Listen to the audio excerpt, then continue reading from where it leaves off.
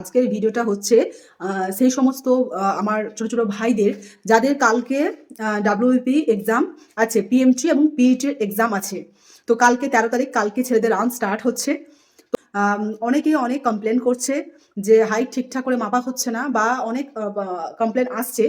তো সেই জন্য আজকের এই ভিডিওটা করছি। তোমরা তোমাদের যে অ্যাডমিট কার্ডটা আছে, ওই অ্যাডমিট কার্ডের 11 নম্বরটাতে একবার ভালো করে তোমরা দেখবে।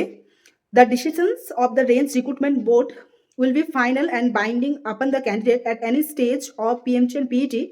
A candidate dissatisfied with his or her physical measurement test may appeal in writing before the chairperson of the range recruitment board concerned on the same day of his or her test.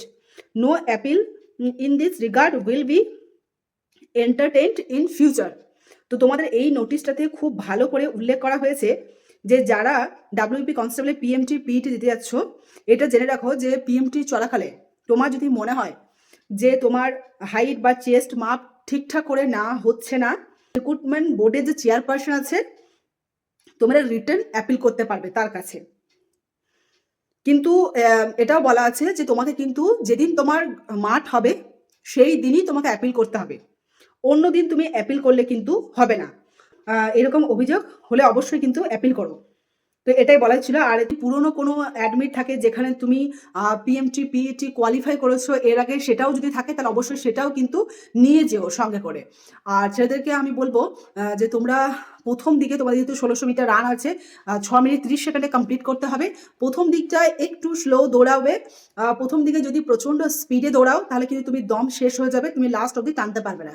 সেই জন্য আমি বলবো ছেলেদেরকে যে তোমরা প্রথম দিকটা একটু স্লো দৌড়িও, তারপরে তোমরা শেষ দিকটা একটু ভালো করে টানবে, তাহলেই তোমরা পাস করে যাবে দেখবে প্রত্যেকেই। আজ অল দ্য বেস্ট সমস্ত ছোট ছোট ভাইদেরকে আমার তরফ থেকে, অল দ্য বেস্ট। সবার যেন গ্রাউন্ড খুব ভালো হোক, সবাই গ্রাউন্ডে পাস করো।